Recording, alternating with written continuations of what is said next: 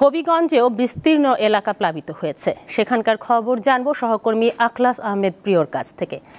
আখলাস, হবিগঞ্জের কোন কোন এলাকা প্লাবিত হয়েছে এবং উদ্ধার অভিযান পরিচালনায় প্রশাসন কি উদ্যোগ গ্রহণ করেছে এখন পর্যন্ত? পাশাপাশি জানাবেন যে ত্রাণ সামগ্রী পৌঁছানোর কোনো উদ্যোগ কি নেওয়া হয়েছে এখন পর্যন্ত?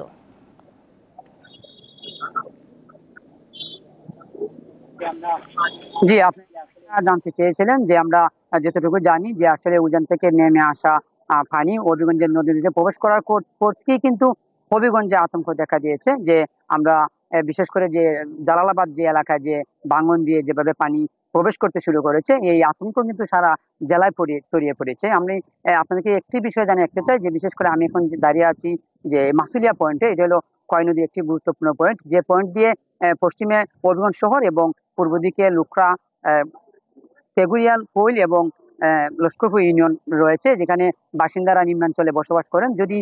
যদিও আপনার এই মাসুলিয়া পয়েন্টে 197 সেন্টিমিটার উপর দিয়ে কয় নদীর পানি প্রবাহিত হচ্ছে, এতে করে আতঙ্কিত রয়েছেন এই এলাকার মানুষ। বিশেষ করে তারা বাঁধ নির্মাণে নিজেরা স্বেচ্ছাশ্রম দিচ্ছেন, তিনি ধরে নির্ঘুম রাত কাটাচ্ছেন এবং অনেকেই কিন্তু বাঁধে কাজ করছেন। আপনি যেমনটা জানতে চেয়েছিলেন যে আসলে এখন পর্যন্ত থানায় কোনো ব্যবস্থা করেছে কিনা, আসলে তেমনটি আমরা প্রশাসন থেকে এখন তো আমাদের চোখে পড়েনি বা আমরা জানতে পারিনি। তো যদিও পানি উন্নয়ন বোর্ড আমাদেরকে যেমনটা জানিয়েছে যে যে যে এলাকায় বাঁধ ঝুঁকিপূর্ণ রয়েছে সেখানে 3000 পলি ব্যাগ বা জিও ব্যাগ তারা প্রস্তুত রেখেছেন এবং ইতিমধ্যে তারা বিভিন্ন পয়েন্টে কিন্তু সে কাজ করেছেন। আমি আরেকটি বিষয় আপনাকে জানিয়ে রাখতে চাই, বিশেষ করে খয় নদীর পানি বৃদ্ধি পাওয়ার কারণে এখানে যে হবিগঞ্জ স্বাস্থ্যগঞ্জ যে রেল সেতু যেটা রয়েছে, সেই সেতুটি কিন্তু প্রায় পানিতে ছুঁই অবস্থান বিরাজ করছে। এতে করে কিন্তু সারা দেশের সাথে যে হবিগঞ্জের ঢাকার সাথে যে রেল যোগাযোগ বন্ধ রয়েছে।